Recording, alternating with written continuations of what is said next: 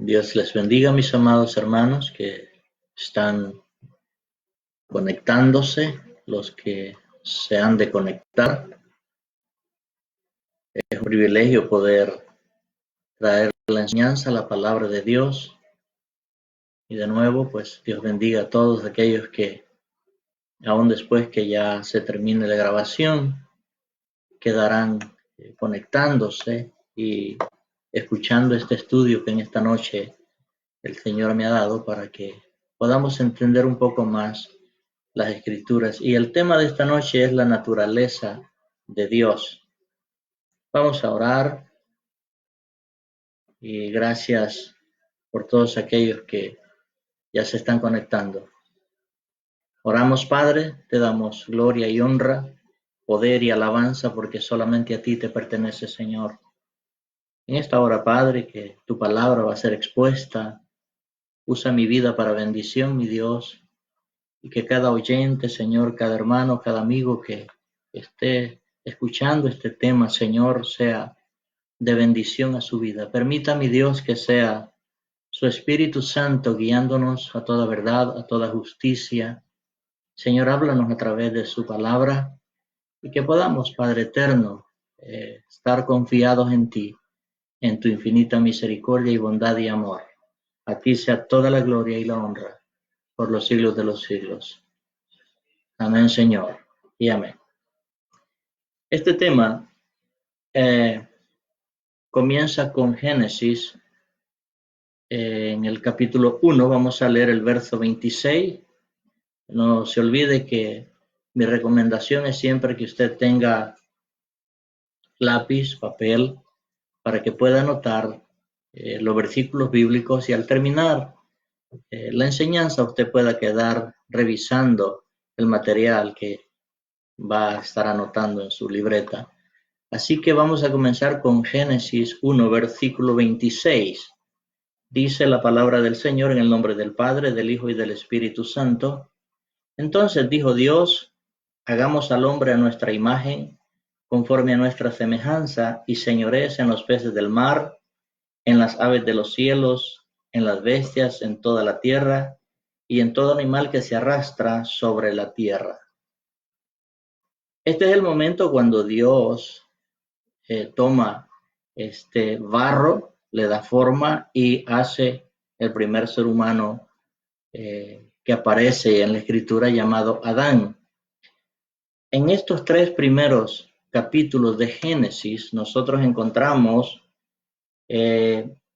la creación, la caída y la restauración del hombre. Esos tres temas se encuentran en los tres primeros capítulos de Génesis. Pero a medida de introducción, ¿verdad? Voy a hablar 5 puntos importantes que hay en este tema. Y el primero es el poder de la comunión con Dios. El poder de la comunión con Dios. El segundo, el poder del libre albedrío. El poder del libre albedrío. 3, el poder de la procreación. 3 es el poder de la creación. Número 4, el poder del señorío y la autoridad en la creación de Dios. El poder del señorío y la autoridad en la creación de Dios. Estos 4 puntos se encuentran a través de toda la escritura, por supuesto, pero quiero comenzar diciéndole que el poder de la comunión con Dios, lo he dicho en otras ocasiones, el hombre se puede comunicar con Dios solamente por medio de su espíritu. Una vez más, usted y yo nos podemos comunicar con Dios solamente a través de nuestro espíritu. ¿Por qué? Porque Dios es espíritu. Él lo dice en el Evangelio de San Juan, capítulo 4, verso 24. Dice Dios es espíritu y los que le adoran en espíritu es necesario que le adoren. Dios es espíritu. Así que, como Él es espíritu y usted también es espíritu, Es la única forma como usted se puede comunicar con Dios. En Romanos 8, verso 16, Romanos 8, verso 16 dice, el Espíritu mismo da testimonio a nuestro espíritu de que somos hijos de Dios. El espíritu humano, ¿verdad?, está en usted, y el Espíritu Santo que mora en usted, para aquellos que ya somos hijos de Dios, nos da el testimonio que somos hijos de Dios. Por eso es que es importante entender esta escritura. El segundo punto es el poder del libre albedrío. ¿Qué es el libre albedrío? Si bien es cierto, la palabra libre albedrío no se encuentra en la escritura, pero eso no quiere decir que no exista en el ser humano el significado de esta palabra. Quiere decir que tú tienes una voluntad propia que Dios te la delegó. Tu voluntad es la que decide si le quieres servir a él o lo quieres rechazar. Ese es el libre albedrío. Tu voluntad, si la quieres sujetar a Dios, harás la voluntad de Dios.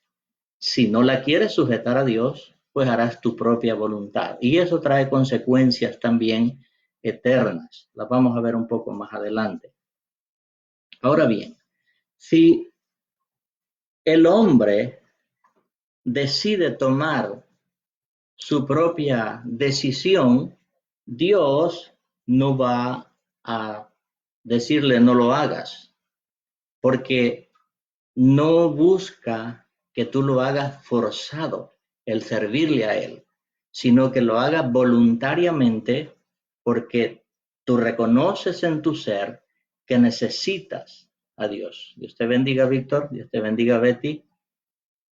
Así que el hombre toma su propia decisión y el libre albedrío es que el ser humano es de un ente y tiene una voluntad propia. Eso es lo que significa libre albedrío.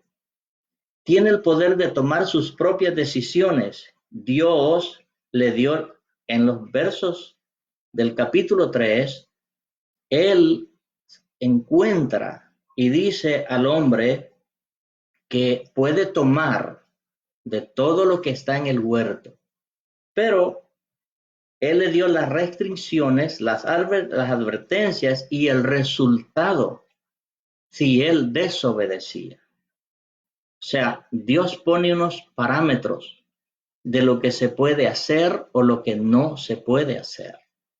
Pero Él, como es sabio, omnisciente, que todo lo sabe, sabe también el resultado de la desobediencia. Por eso al hombre le dice en el capítulo 2, verso 16 de Génesis 2, verso 10, capítulo 2, verso 16, y mandó Jehová Dios al hombre diciendo, de todo árbol del huerto podrás comer. Verso 17, mas del árbol de la ciencia del bien y del mal no comeréis, porque el día que de él comiereis, ciertamente morirás. Le dio la advertencia y le dio los resultados que traería si él desobedecía. Número 3, el poder de la procreación. Bueno, el hombre es el responsable de procrearse. Por eso es que nosotros, como hijos de Dios, entendemos que el matrimonio es solamente entre un hombre y una mujer por causa de la procreación. El hombre es el único que se puede procrear. La mujer no procrea, la mujer concibe. Entonces, por eso es que el matrimonio es entre un hombre y una mujer, para que la procreación se dé. Entonces, este mandato o responsabilidad no se la dio a ninguno de los ángeles, menos a los demonios. Los mismos ángeles que fueron desde el principio de la creación y los mismos demonios que hay son los mismos que han existido porque ellos no se pueden procrear. El hombre es el único responsable de su procreación, de procrearse. Como dije, la mujer no procrea, ella concibe.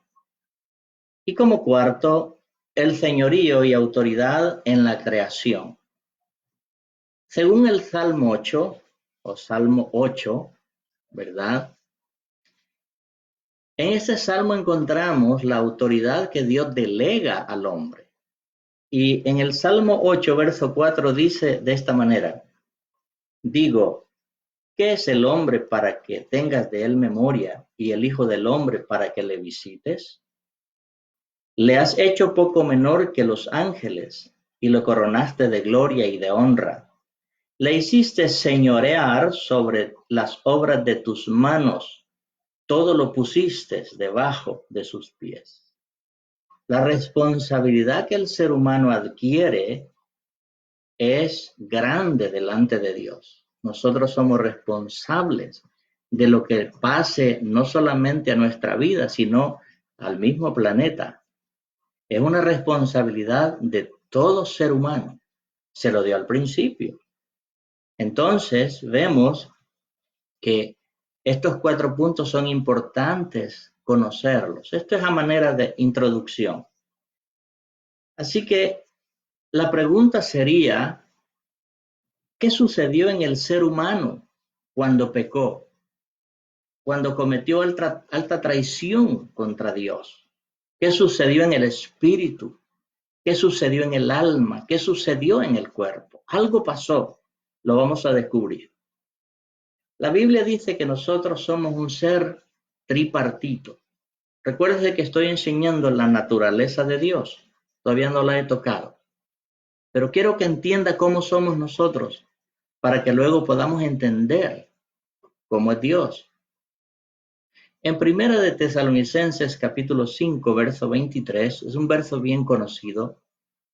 Dice: y el mismo Dios de paz os santifique por completo, y todo vuestro ser, espíritu, alma y cuerpo sea guardado irreprensible para la venida de nuestro Señor Jesucristo. Estamos pasando una situación difícil en el mundo entero, pero todos aquellos que hemos nacido de nuevo, que tenemos a Cristo en nuestro corazón, esa paz está en nosotros y no hay problema de lo que suceda en el mundo, porque si nos llegara a tocar, nosotros sabemos para dónde vamos. El problema es aquel que no tiene a Cristo. Por eso es importante, si tú compartes este tema o lo transfieres a otro, Dios de alguna manera obrará en aquellos que escuchen este tema, que es importante conocerlo. Entonces la Biblia nos dice que todo nuestro ser, espíritu, alma y cuerpo, usted es un ser tripartito que está en 3 partes. El espíritu del ser humano. ¿Qué es el espíritu? Nos podríamos preguntar. Bueno, para eso está la escritura. Proverbios 20, verso 27. Proverbios 20, verso 27. Mire lo que dice. Lámpara de Jehová es el espíritu del hombre, la cual escudriña lo más profundo del corazón. Una vez más. Lámpara de Jehová es el espíritu del hombre, la cual escudriña lo más profundo del corazón. Esto es maravilloso. Por eso te dije al principio que el único que se puede comunicar con Dios es tu espíritu. Tu alma no puede. Ya lo vamos a ver por qué. Si el espíritu es el único que puede comunicarse con Dios, ¿cómo es que podemos nosotros entender al espíritu? Bueno, el espíritu tiene una voz y necesitamos escucharla. El problema es que está tan engrosado, tan duro el corazón, que no se escucha la voz del espíritu. La voz del espíritu es la conciencia. El apóstol Pablo en muchas de las cartas Él dice, la voz de mi conciencia dio testimonio, me daba testimonio. Es decir, que el espíritu que está en ti tiene esa voz que te dice que lo que hiciste no está bien. Y resta de ti que le prestes atención a esa voz y cambies la manera de ser. El apóstol Pablo le escribe a Timoteo y en la primera carta, en el capítulo 4, él le dice que habrán tiempos peligrosos, que enseñarán doctrinas de demonios. Por haberse multiplicado la maldad, la conciencia, dice, de muchos se engrosará. Es decir, que no prestarán atención, que lo que están haciendo no está bien. Entonces, continúan haciéndolo creyendo que están bien, porque ya no escuchan la voz del Espíritu, que es la conciencia. Ahora, el alma.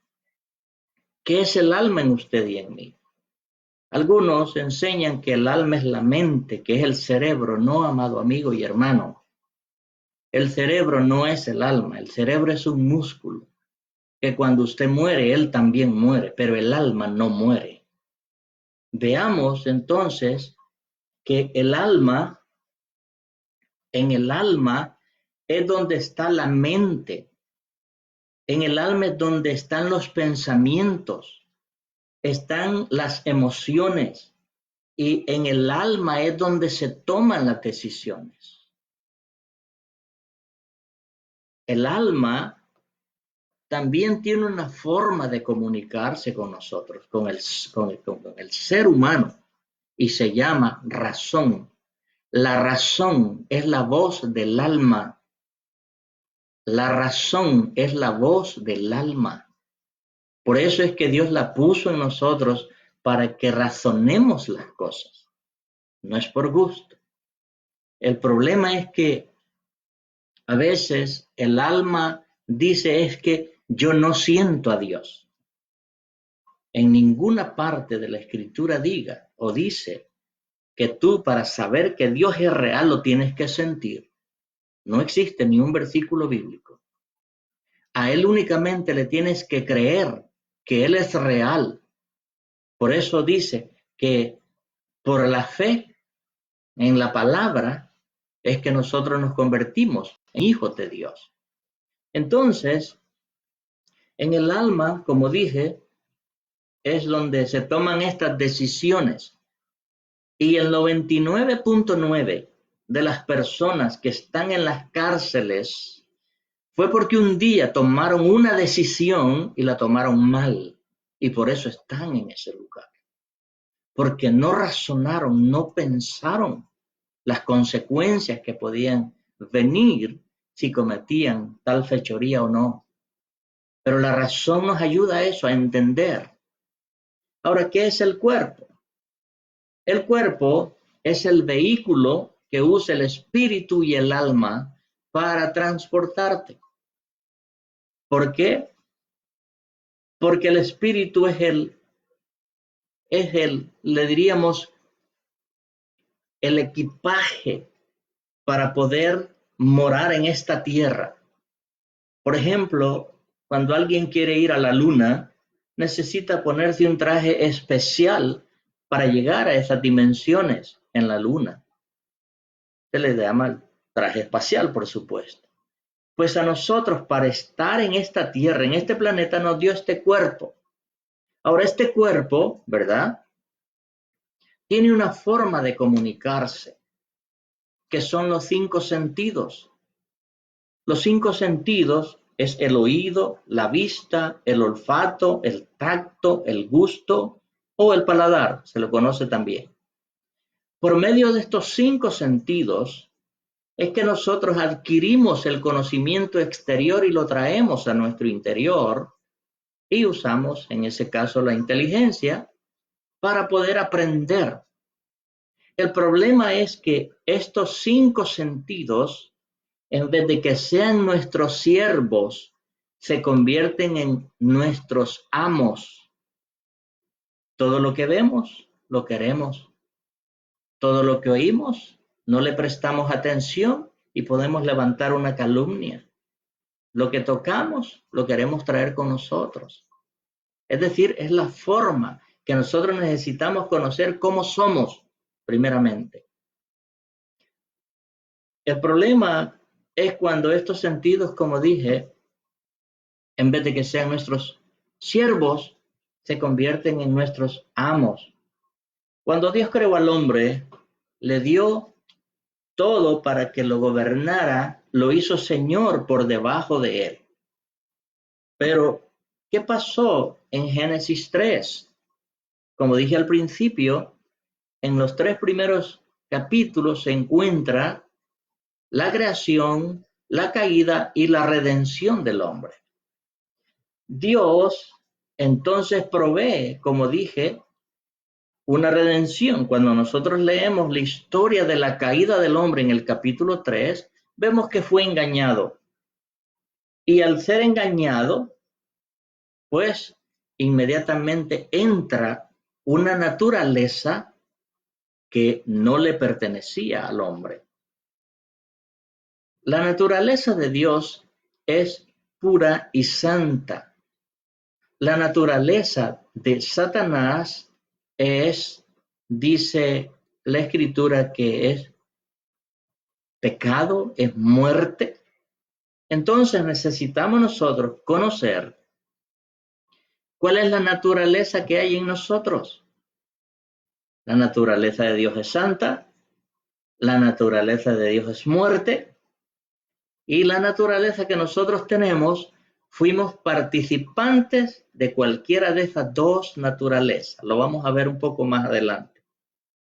En el capítulo 3 de Génesis, en el verso 15, aparece la promesa de redención. Dice, y pondré enemistad entre ti y la mujer, y entre tu simiente y la simiente suya. Esta te herirá en la cabeza y tú le herirás en el calcañar. Cuando nosotros vemos esta escritura, Dios está dando esta sentencia a Satanás, que es la serpiente antigua le llama la escritura. Y le dice que en un tiempo futuro, porque esta es una profecía, va a venir alguien que tiene una simiente. Simiente es naturaleza o esencia. En los diccionarios se le puede conocer como semilla, como genealogía. Tiene varias explicaciones. Pero, ¿cómo puedo yo saber que sí se está hablando de una profecía para un futuro? Por eso es importante escudriñar las escrituras. Y aquí nos movemos entonces para Gálatas capítulo 3, verso 16. En Gálatas se escribe muchísimos años después. Y el apóstol Pablo, que escribe la carta a los Gálatas, dice en el verso 16, capítulo 3, verso 16. Ahora bien, a Abraham fueron dichas las promesas y a su simiente. No dice y a las simientes, como si hablase de muchas, sino como de uno, y a tu simiente, la cual es Cristo. Ahí está la escritura. Él promete en Génesis 3:15 que iba a venir un ser que iba a traer una naturaleza diferente a la que tiene Satanás. Y por eso le dice, pondré enemistad entre tu simiente y la simiente suya. Estaba hablando de una mujer que muchos años más tarde nace y es de donde viene nuestro Señor y Salvador Jesús, que nace a través de María, la que le llamamos Virgen. Ahora bien, el Señor, ¿verdad? Dice que la simiente o la naturaleza de Satanás es muerte eterna. Veamos lo que dice Isaías 59, verso 2. Isaías 59, verso 2 dice así: pero vuestras iniquidades han hecho división entre vosotros y vuestro Dios, y vuestros pecados han hecho ocultar de vosotros su rostro para no oír. Ahí la iniquidad es la sustancia, es lo que produce la enemistad contra Dios, donde ya tú pues quieres tomar tus propias decisiones y no quieres obedecer a Dios. Esa naturaleza o esa sustancia no viene de Dios, viene de Satanás. Entonces, al el hombre pecar, pues quedó separado de Dios, incomunicado. Y ahora él recibe esa naturaleza que es muerte, es una naturaleza espiritual. En ese momento el hombre, présteme atención a esto que le voy a decir. En ese momento que Adán acepta la proposición de Satanás, él nace, pero al revés, porque él tenía vida eterna, pero al aceptar la proposición de Satanás, nace al revés para muerte eterna, muerte espiritual, porque la muerte no física no existía. Ahora, en ese momento, présteme atención a esto, en ese momento no es que yo lo diga, la Biblia lo dice, que el hombre se convierte en hijo del diablo. Esto es fuerte, pero yo no te lo puedo enseñar de otra forma porque está escrito. Y eso lo dice el Evangelio de San Juan, capítulo 8, verso 44. San Juan, capítulo 8, verso 44, dice, vosotros sois de vuestro padre el diablo. Eso es fuerte. Jesús lo dijo y se lo dijo a los religiosos de su tiempo. Imagínense decirle a un religioso que es un hijo del diablo. Ahora, nosotros no juzgamos eso. Yo no sé quién es hijo de Dios y quién no es hijo de Dios. Ese no es mi trabajo. El único que sabe quién es hijo de Dios y quién no es hijo de Dios es el Espíritu Santo. Yo lo puedo saber por la conducta o por el proceder de la persona, si es hijo de Dios o no es hijo de Dios. Pero tampoco eso me da la autoridad de decir que este es un hijo del diablo y que se va para el infierno. No, no, no, no. Dios no nos ha dado esa autoridad. Él nos envió que llevemos este mensaje de amor, de misericordia, porque el hecho de que yo te enseñe esta palabra que es tan fuerte es para que salgas de ser hijo de este diablo y te conviertas en hijo de Dios. Esa es la importancia de entender esto. Voy a seguir leyendo el versículo 44 de San Juan 8.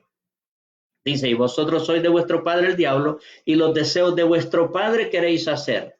Él ha sido homicida desde el principio, y no ha permanecido en la verdad, porque no hay verdad en él. Cuando habla mentira, de suyo habla, porque es mentiroso y padre de mentira. ¡Wow! Esto es tremendo, hermano. Cuando Adán acepta el desobedecer a Dios, se convierte ahora en hijo de Satanás y nace al revés. Y por ende, como dice Romanos 5:12, que por un hombre entró el pecado y así el pecado pasó a todos los hombres, por cuanto todos pecaron. Y la Biblia dice, por cuanto todos. ¿Cuál es la parte de todos que no se entiende? Porque cuando dice todos, es todos. No hay que diferencia. Si aún, y esto te va a sonar fuerte, pero yo te digo con toda claridad y honestidad en el Señor, que si María, la madre de Jesús, no acepta a Jesús como su Señor y Salvador, se va al infierno también. Porque el hecho de que la haya usado para que diera luz a Jesús, no la excluía. de lo que dice Romanos 3:23, por cuanto todos pecaron, están destituidos de la gloria de Dios.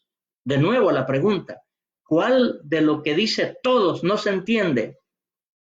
No hay acepción de personas para Dios. El único ser humano que vino a esta tierra y que no pecó, según Hebreos 4, fue Jesús. Entonces Él nos da un ejemplo, porque Él fue el único que vino a cumplir todo lo que estaba escrito en la palabra. En Él se cumple. Ahora bien, en el mundo donde vivimos hay dos tipos de personas. Unos que somos hijos de Dios y otros que son hijos del diablo. No te lo puedo decir de otra manera y espero no te ofendas, pero es que esa es la palabra de Dios. Y cuando el Señor me hace el llamado al ministerio, que me llama para ser pastor, me dijo, tienes que predicar mi palabra como está escrita. No puedo yo enseñar otra cosa sino lo que dice la palabra.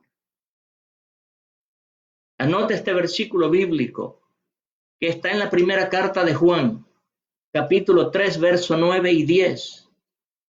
Y ahí vas a corroborar que lo que te estoy diciendo, yo lo leo, está escrito, pero te lo digo es para que entiendas, si tú no tienes a Cristo en tu corazón, tú no eres hijo de Dios, eres creación de Dios, pero tienes a otro como padre, no a Dios.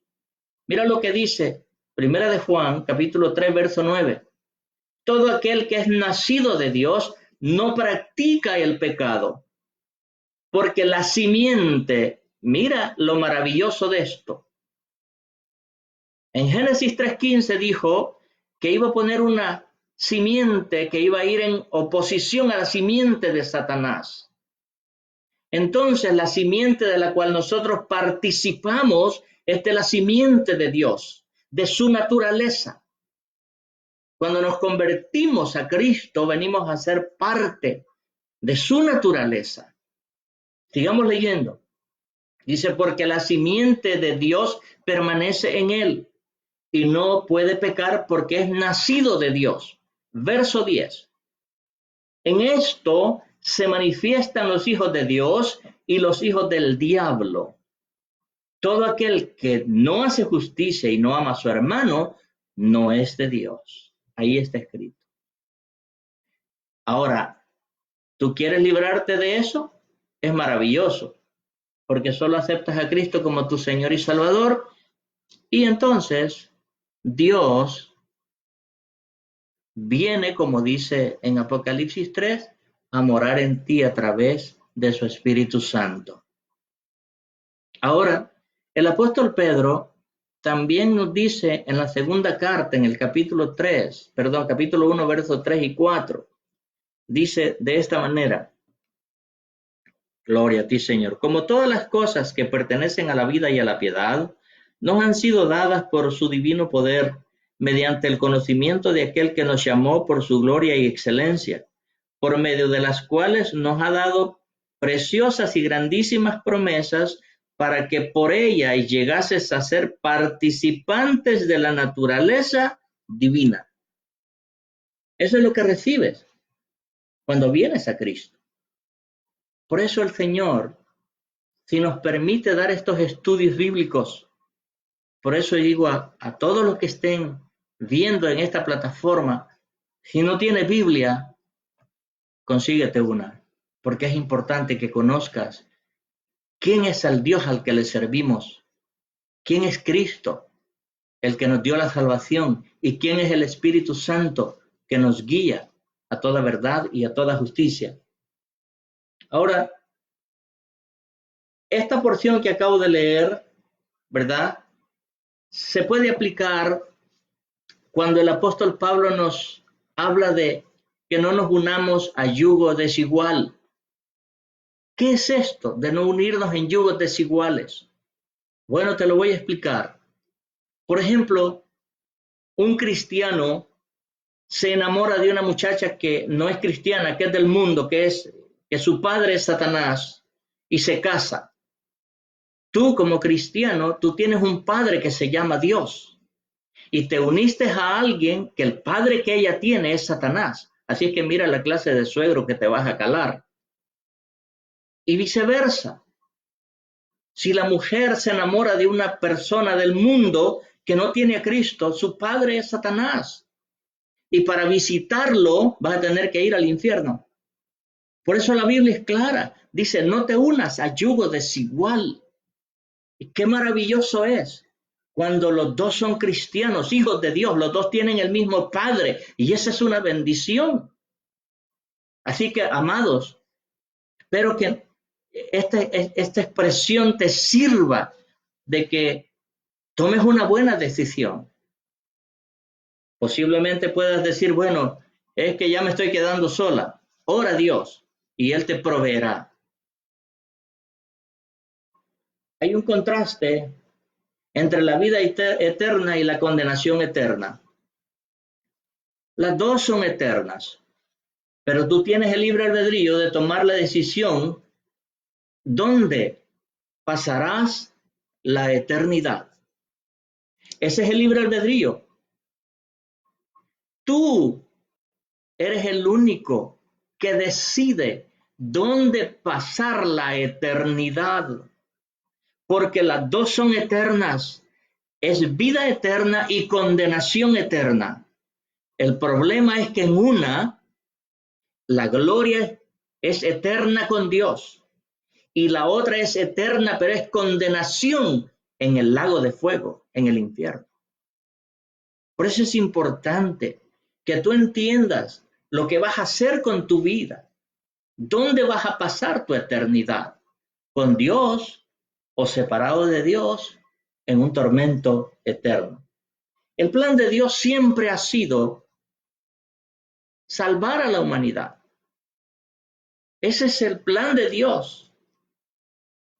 Y en San Juan 3:16, como siempre he dicho, un verso muy conocido, lo sabemos de memoria.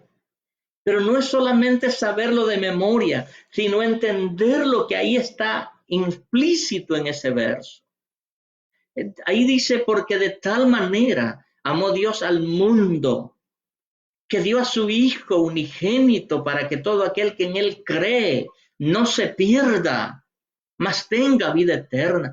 Él quiere y ha querido siempre que el ser humano se allegue a Él. ¿Por qué? Como dije, Él es omnisciente y sabe los horrores que hay en el infierno y no quiere que pases ahí tu eternidad. Así que, como dije, vida eterna es lo que Dios quiere impartir como primera instancia. En el versículo de San Juan 3:16, lo que Él vino a ofrecer es vida eterna. ¿Por qué? Porque eso fue lo que perdió Adán en el huerto de Edén. Adán no perdió dones espirituales ahí. No. Él perdió la vida eterna. Entró en él la muerte eterna. Y era necesario que él reconociera también, se arrepintiera del pecado y entonces comenzara a hacer las buenas obras.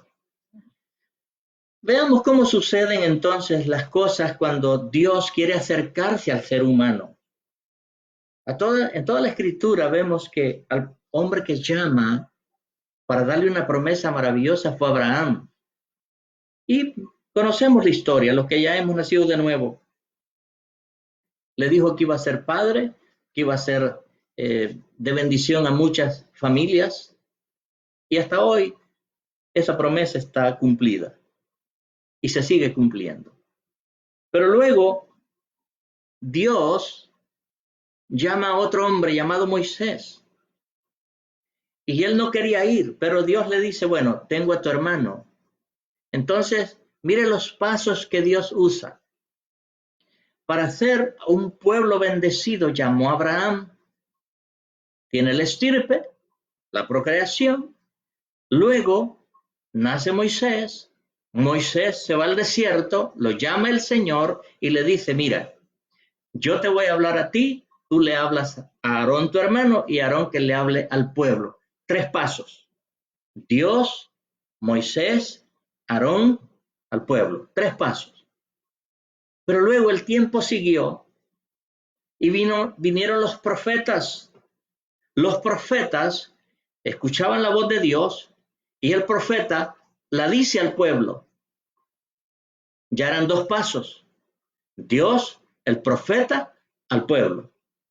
Pero dice en Hebreos 1 que en los postreros tiempos, Dios habiendo hablado de muchas formas y de muchas maneras, en estos postreros días o en estos postreros tiempos nos ha hablado por el Hijo. Ahora, Él mismo viene a esta tierra. Miren los pasos. Primero fue Moisés, Aarón, el pueblo, luego los profetas, el pueblo, y ahora él mismo. Y ahora cuánto más lo tenemos con nosotros a través de esta bendita palabra. Gloria a Dios. Así que todo lo que Dios hace e hizo no fue por gusto. El de que Jesús fuera a la cruz del Calvario tenía un propósito. Era salvarte a ti, salvarme a mí. Miren lo que dice en Colosenses del 11 al 15. Colosenses capítulo 2, verso 11 al 15. Dice, en él también fuisteis circuncidados con circuncisión no hecha de manos, al echar de vosotros del cuerpo pecaminoso carnal en la circuncisión de Cristo, sepultados con él en el bautismo, en el cual fuisteis también resucitados con él mediante la fe en el poder de Dios que le levantó de los muertos. Y a vosotros, estando muertos en pecados en la incircuncisión de vuestra carne, os dio vida juntamente con él, perdonándoos los pecados, anulando, preste atención a esto, anulando el acta de los decretos que había contra nosotros, que nos era contraria, quitándola de en medio y enclavándola en la cruz, y despojando a los principados y a las potestades, los exhibió públicamente, triunfando sobre la cruz. La pregunta es, Jesús triunfó, Jesús venció en la cruz, lo paralizó a Satanás, le quitó el poderío que tenía, el acta que Adán le había firmado, que era contraria a nosotros, Jesús la compra con su sangre y la exhibe públicamente, dice el versículo este. Ahora, la pregunta es, ¿Dios o Jesús en Dios necesitaba ese poder? No, Él es Dios, Él es el Todopoderoso. Entonces, ¿por qué le quita ese dominio? Porque el propósito de Dios era entregarlo a usted y a mí, que somos la iglesia de Jesucristo. Ese poder con el cual Él venció a Satanás, te lo delegó a ti, iglesia del Señor. Y tú, amigo, que quizás no conozcas de Cristo todavía, yo te digo en esta hora que el día que tú aceptes a Cristo como tu Señor y Salvador, todas estas bendiciones te están esperando. Número 1, te espera vida eterna, gloria eterna. Luego vienen los dones espirituales, bautismo en el Espíritu, tener la sabiduría de la palabra. Estos son maravillas del Señor para ti y para mí. Mire lo que dice Lucas 10, verso 19. En el Evangelio San Lucas, vamos a movernos un momentito aquí a San Lucas, capítulo 10, verso 19, dice Jesús. Por eso yo le digo a la iglesia del Señor, si no tienes una Biblia, cómprate una, invierte, es para tu propio beneficio, porque hay Biblias que cuando tú las abres vas a ver letras de color, vas a ver letras rojas. Estas letras rojas son las que habla Jesús. Y dice aquí en el verso 19, he aquí, os doy potestad o poder de hollar serpientes y escorpiones y sobre toda fuerza del maligno y nada os dañará. Ese es el poder que nos delega Jesús como iglesia, como cuerpo de Cristo. Él es la cabeza. Nosotros somos el cuerpo de Cristo. Y el cuerpo tiene manos y tiene pies. Y dice en Efesios que Satanás está debajo de la planta de nuestros pies. El problema es que a veces no le creemos a Dios. Y entonces creemos que Satanás es más poderoso. No, el verso a ti te dice que te da poder para hollar. Hollar es pisotear, es aplastar. Eso es lo que significa. Te da la autoridad que en el nombre de Jesús tú expulses el demonio que hay en cualquier cuerpo. Eso es lo que enseña la palabra. Estas son bendiciones para ti. Porque a veces se dice, no es que solamente los pastores o los líderes. No, dice para todo el que cree. Te lo voy a mostrar ahora en la escritura. Marcos, capítulo 15, comenzando del verso 16 en adelante. Mira lo que dice. Esto es para ti, hermano y hermana. Y tu amigo, que si no has recibido a Cristo y lo recibe, esto es para ti también. Pero mientras no vengas a Cristo, no tendrás esta bendición que tenemos nosotros como hijos de Dios. Dice el verso 10, capítulo 16, verso 15, perdón. Marcos 16, verso 15. Y les dijo, este es Jesús hablando, id por todo el mundo y predicad el evangelio a toda criatura. El que creyere y fuere bautizado será salvo, mas el que no creyere será condenado. Mira las bendiciones que vienen ahora, después que has creído en ese nombre llamado Jesús. Y estas señales seguirán a los que creen. Si tú has nacido de nuevo, tú eres un creyente. Entonces es para ti esta promesa. Dice, en mi nombre, no en el nombre del pastor Salvador, no, en el nombre de Jesús. Dice, en mi nombre echarán fuera demonios, hablarán nuevas lenguas, tomarán en las manos serpientes, y si bebieren cosa mortífera, no les hará daño. Sobre los enfermos pondrán sus manos y sanarán. Mira esta bendición que hay. Es para ti, amado hermano y amigo. Lo que sucede es que a veces le creemos más a las mentiras que a Dios mismo. ¿Qué decía San Juan 8:44? Que cuando él habla mentira, habla, porque es padre de mentira. La Biblia es la verdad, la palabra de Dios. Por eso Jesús dice, San Juan 14, verso 6, Jesús les dijo, yo soy el camino y la verdad y la vida. Nadie viene al Padre sino por mí. No hay otra forma de cómo llegar a Dios, si no es solamente a través de Jesús. Y cuando tú lo recibes, vienes a ser participante de esa naturaleza divina. El apóstol Pedro nos lo dice. Mire lo que dice el apóstol Pedro. En la segunda carta del apóstol Pedro, capítulo 2, versos 5 al 11. Dice, ¿no os acordáis?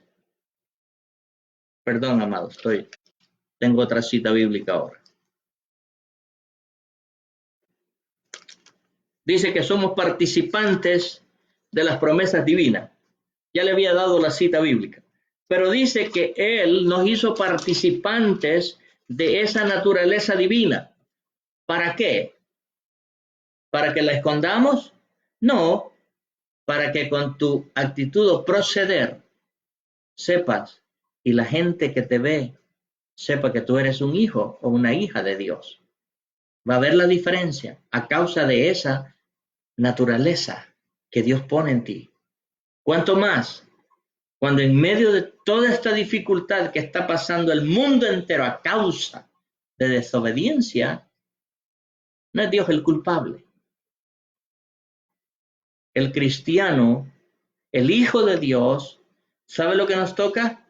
Interceder, orar y esperar que Dios haga conforme a Él le plazca en su santa y bendita voluntad, porque no podemos exigirle. Porque todo lo que está sucediendo son profecías que se tienen que cumplir. Y cuando tenemos este conocimiento, esto no nos ruboriza a nosotros. Nos mantenemos en paz, nos mantenemos cambiados y vuelvo y repito, si nos tocara, ¿cuál es el problema? Yo sé para dónde voy. Tengo vida eterna en mí. Sé qué paso con el Señor. El problema es el que le toca este virus y no tiene esa seguridad de salvación. Nos duele en el corazón porque sabemos que si no acepto a Cristo como su Señor y Salvador, solo lo está esperando un tormento eterno y no quisiera que eso te sucediera. Por eso es importante que reconozcas que el único camino que te puede llevar a los brazos de Dios se llama Jesús. Es el que te presento en esta tarde, en esta noche. Jesús, el Hijo de Dios, es el único que te puede dar salvación y vida eterna. Nadie más. Las religiones se han inventado muchas ayudas, ninguna de esas sirve. La única que sirve se llama Jesús de Nazaret. Él es el único que salva. Por eso Él pagó ese precio en la cruz del Calvario y cuando venció a Satanás, lo exhibió públicamente y a ti te dice ahora, esta acta que era contraria a ti, yo la tengo. Yo le quité las llaves, dice en Apocalipsis, capítulo 1, verso 17 al 19. Con estos versos vamos a terminar.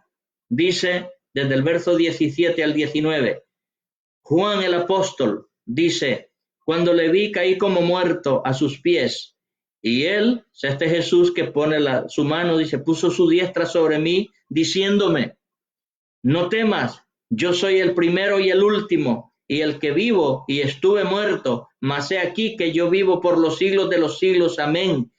Y tengo las llaves de la muerte y del Hades. Escribe estas cosas que has visto y las que han de ser. Así que Jesús se levantó de la tumba triunfante, fue a pagar el precio por ti al infierno. Eso es lo que te espera si no lo recibes como tu Señor y Salvador. Pero si lo recibes en esta noche, Él te dará vida eterna. Si quieres hacer esta oración conmigo, hazla. Repite después de mi Padre, en esta hora que he escuchado tu palabra, creo que solamente a través de su Hijo Jesús es que puedo alcanzar perdón de pecados. Reconozco que el sacrificio que hizo en la cruz del Calvario es la única que puede darme perdón y vida eterna a mi vida. Esa sangre que Él derramó en la cruz es la que me puede limpiar de toda maldad y de todo pecado. Me rindo a ti, te acepto como mi Señor y Salvador. Señor, en el nombre de Jesús, si me haces tu Hijo, escribe mi nombre en el libro de la vida y ayúdame a congregarme, a reunirme, a leer tu palabra, a obedecerte. De hoy en adelante seré diferente con tu ayuda, que sea su Espíritu Santo ayudándome a obedecer lo que su santa palabra nos dice. A ti sea la gloria y la honra, en el nombre de Jesús. Amén, Señor, y amén. Gracias, amados amigos, por haber estado en este tiempo escuchando esta enseñanza. Sé que será de bendición y si tomaste los apuntes, puedes quedar después revisándolos y te vas a dar cuenta que todo lo que te enseñé está en la bendita palabra de Dios. Voy a orar por ti y por todos aquellos que necesitan la oración. Padre eterno, en el nombre de Jesús, yo me uno a aquellos, Señor, que de alguna manera han hecho su petición, Señor. Declaramos, mi Dios, que en el nombre de Jesús toda enfermedad desaparece de los cuerpos. Señor, en el nombre de Jesús restaura las vidas, que puedan entender, mi Dios, en medio de este dolor o sufrimiento que haya, Señor, que eres el único que les puede dar, Señor, salud y vida eterna. Por tanto, Padre, declaramos que la sanidad viene sobre aquellos que han sido infectados, mi Dios. En el nombre de Jesús, restaura sus células. Restaura, Señor, esas vidas para honra y gloria suya, mi Dios. Reciba toda la gloria y toda la honra de su siervo, Señor. En el nombre de Jesús. Amén, Señor. Y amén.